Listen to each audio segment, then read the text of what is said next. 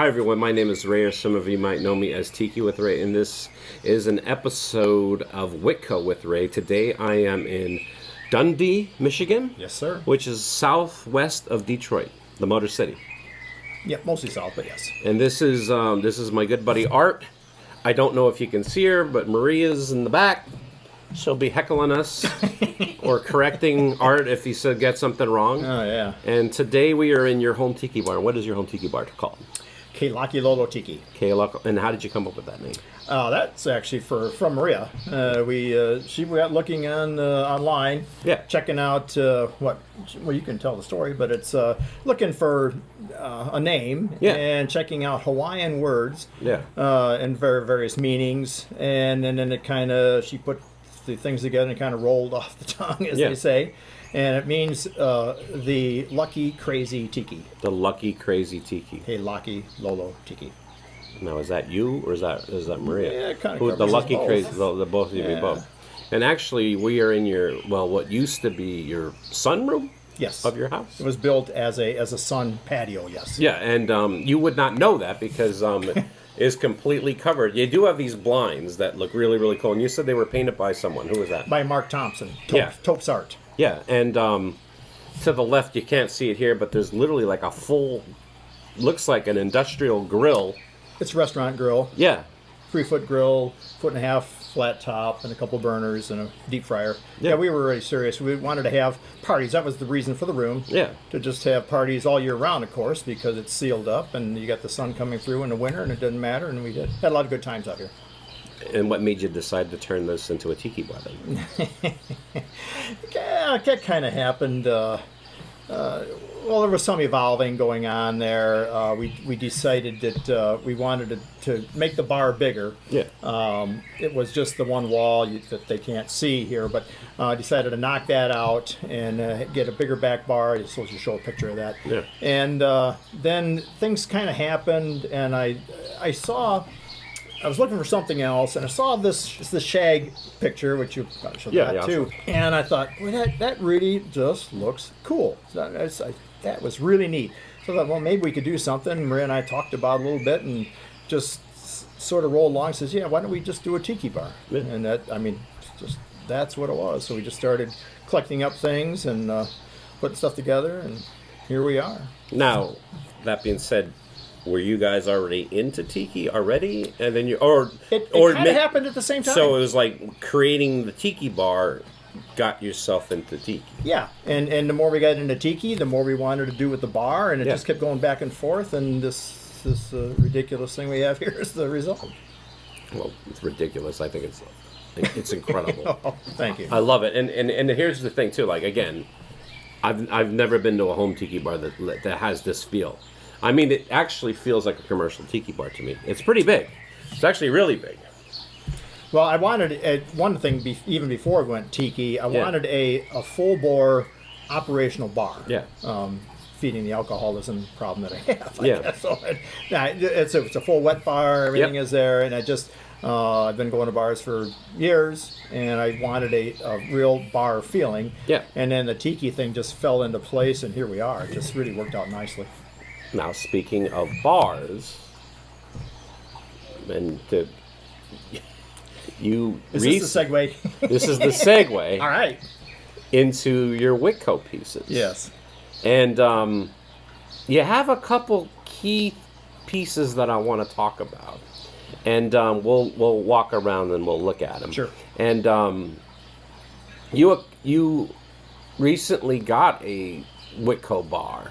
Mm-hmm. With the stools, with the tiki stools. The African 200, if you're familiar with the numbers, but that's what the Witco called it. Yeah, you got that.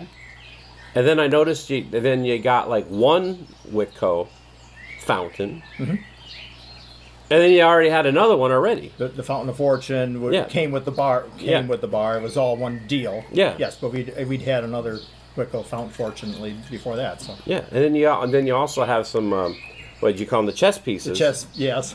The chess pieces that also came with this really funky clock. Yes. That I've never seen that before. Yeah, we had a little trouble finding it. We finally found a couple pieces. We found the face online. We're trying to figure out if it really was. And we determined certainly it was the real deal. Yeah. But you just don't see many of that. At least we didn't. Yeah. So, needless to say, the tiki is already starting to work its way out of the tiki bar. Yeah, it is. I just realized this true statement. You literally have a tiki bar in your living room. Oh yeah. Yeah. First level. We didn't want to. I wasn't going to try to walk. I'm getting old. I don't want to be walking downstairs. I don't have nothing wrong with basement tiki bars, but not my thing. I just it's too difficult. So Living room tiki bars. yeah, that's I'm good with that. Living tiki bars. Oh my! Yeah. It just keeps evolving. It's getting better and better. Well, let's go take a look. You are amazing. Yeah, I try to be punny. All right, let's go check out some of these things. All right. All right. Well, this is the first piece of Witco that we owned. It's the God of Fountain Fortune, so I'm told. Picked this up around in early 2020. In the midst of COVID, the entire state had just shut down, and Mark Sellers was having a garage sale to get some money to kind of keep his employees going. And so we got on noticed on that and made an appointment, went over there, and found this. On the way over, it was kind of strange because it said the entire state had just shut down. We didn't know what was going on. I had a friend on the Michigan State Police, and I asked him, I says, are you going to pull people over for driving around? And he says, no, absolutely not. And he says, unless you're being stupid. So we drove over, Maria and I, and it was one of the strangest things we'd ever done or had seen. It's a 2.5 hour drive from here to Grand Rapids. And we saw probably 6 cars the whole time we were driving across the Interstate 94. It was creepy, scary, kind of really odd feeling. We got to Grand Rapids, same kind of thing. It looked like one of those apocalyptic movies where they just had the atomic bomb drop and the streets are empty, newspaper blowing down the road. So at any rate, got there and talked to Mark, went through his warehouse, picked out a few very nice things, and it was including this fountain. We were very glad to get it. Need a little bit of work. Nothing really serious. We did have to seal the bowls on it. Found a pump that worked out quite nicely. And then when we got it home, of course we dialed it up here with the greenery and the lights and everything. So we're very glad we got it. Our second, third pieces of Witco. We weren't really collecting Witco. This kind of came together as another piece, which we'll talk about in just a minute. This came along with another thing that we were looking at. I think they're called the chess pieces. I'm pretty sure about that. And these were in very nice shape, as a matter of fact. They were dirty as all get out. And we found it in an old nasty house, and it was kind of odd. You know, the gal who was, the wife was a little strange. She was giving us a bad time, but the husband, he was good. And he said, here, this is the piece I have to sell. Great, so we made a deal on that. They took quite a bit of the Howards. And a basic cleaning, but actually they're in really beautiful shape, and we're pleased to have them. And like I said, this is sort of a package deal. The next piece, which we'll get to, is a really neat clock. This is part of the deal with the chessmen there. As you can see, it's a Witco clock. And we walked into the house. They had the clock in the center on the wall. The chess pieces were flanking it, and this is really what we went to get. And I looked at it and I thought, well, it's pretty cool. Of course, it was still dirty, need a little bit of work. The clock wasn't working itself. We pulled it off the wall and made the deal. That was a good thing. Of course, and once again, it needed like about a half a bottle of the Howards, and then it started looking really nice. The clock wasn't working, and I actually took it apart. It's a very early quartz unit. Well, what it is, early 70s, I guess that would be. And I had to clean up some contacts. It was really very accessible. It's kind of interesting. It's not just one sealed package. So I took that apart, fixed it up, and the original unit and everything is working just fine. One of the criticisms of this piece, a couple of people have seen it since, and they said they didn't like this one particularly well because as it's on the wall, if you're looking straight away from it, you miss the tiki carving on the side. And the way we have it set up here, we feel it really helps to put the whole thing in perspective here. You can see the clock itself, you can see the side of the face, you get the whole picture, and it's made for like a corner setting. So we really feel fortunate that it worked out this way. Okay, so after the clock and the chess pieces, Maria was getting into looking up for Witco or Tiki or whatever, wooden statues, things like that. And this ad came up on Marketplace. A gal had, well, she's advertising a couple of Tiki items. A bar, and I don't think she even called us a fountain, but it was a couple of Tiki items. It was in Decatur, Indiana, which is about 3 hours from here. So she got a hold of her, Maria got a hold of her. Yep, pieces were still available. And so we said, well, we're fine, we're coming on down. It took a little bit, it took a couple days. She didn't answer us right away, and it turns out their internet was out or some silly thing like that, but she did finally get back to us. And so we made the deal, went down and picked that up. The fountain was kind of rough. The bowl particularly, they had both bowls, and there is a cast bowl, and then there's this wooden bowl. This bowl in particular had about a 1/4-inch crack 3/4 of the way through the bottom. So obviously it wasn't going to hold any water, and there was a horrible repair done on it. It looked terrible.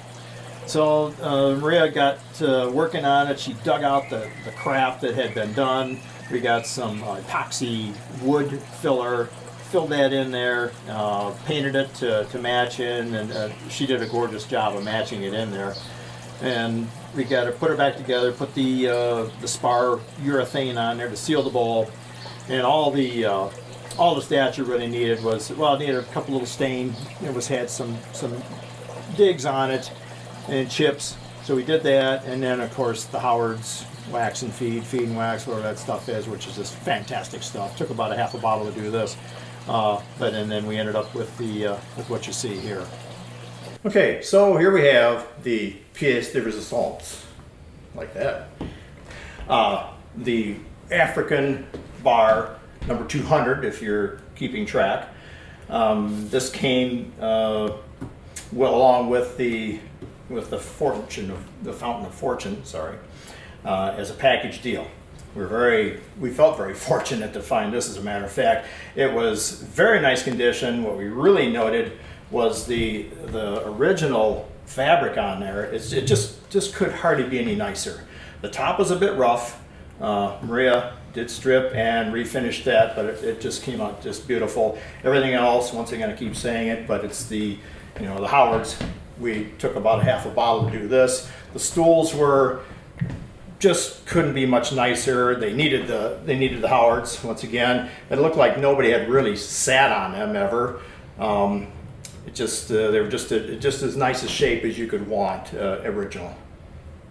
And we're once again just so happy to have this piece here. The whole setting and everything just works out beautiful for us. So here we are hanging out in your second bar, in your living room. Right there's your television. Right there's the couch. And I'll tell you what an addition.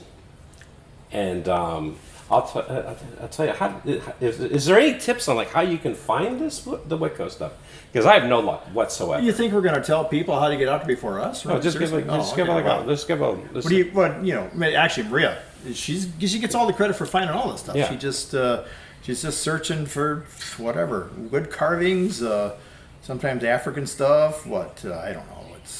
And sometimes Witco if you just get in there, soon enough. That's all. There's a lot of. We've missed a number of pieces. It's not like we've picked up everything we've ever seen. It's just we've been very lucky with the pieces we have. We feel it's just a couple of, not a huge amount of Witco, but just some really nice pieces. We really are glad we got them. Well, I think what's interesting about Witco in general, as far as the furniture is concerned, for example, your living room is definitely, there's a lot of wood in here, a lot of browns, and this bar does not look out of place at all in your living room, in my opinion. It looks like this is where it should be. And the only thing it should have, and we've talked about this actually, more comfortable stools. These I don't know. They're cool looking. We should have a piece of shag carpeting that this whole thing is sitting on. But other than that, we're good. Shag carpeting. Yes. So if you looked at any of the catalogs, they're all placed on shag carpeting. Yeah. So it's a big rug, but it's a picture of shag on them, Yeah, there you go. Is that what it is? Shag carpeting. Close. Shag. I'm surprised you haven't made your own shag carpeting. Josh Agel carpeting. There you go. Yeah, right?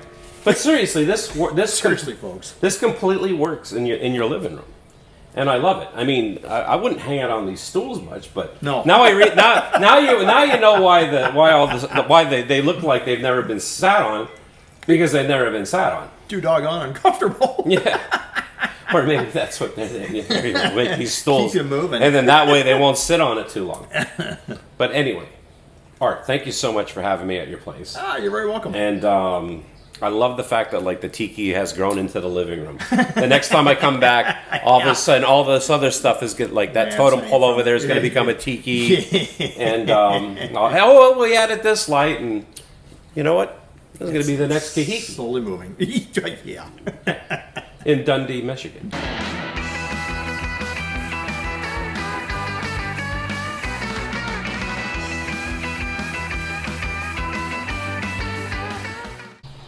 You ready to go? By golly. You mean like I should powder my nose or something? Or am I shining? Okay, no, I'm ready. Sorry. Shiny nose? Serious up here. Yeah. The whole head is not. Because you are, yes, you're known for being serious, so I usually use my light. I don't need a light, because I just... You need to take a look at that? Hi, everyone. This is Ray. Okay, let me see. Witco with Ray. Hi, everyone. This is another... trying to think how I start. Are you Tiki with Ray? I am Tiki with Ray. Well, be darned. But this is... Some people know you that way. Yeah, some people know me that way. A very special Witco episode? Yeah, well, no, you gotta do the thing for like you're holding a cup of coffee.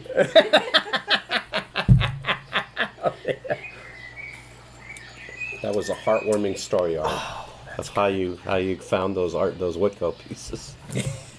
Yes, in an abandoned church. Yeah. On Christmas Eve.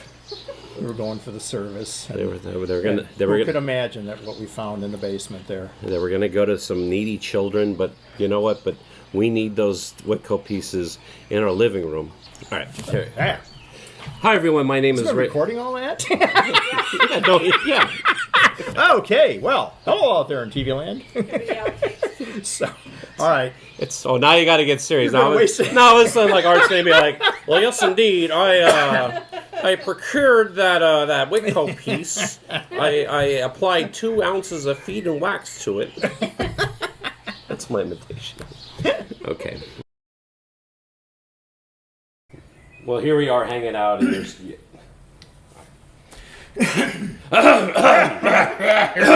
Hanging.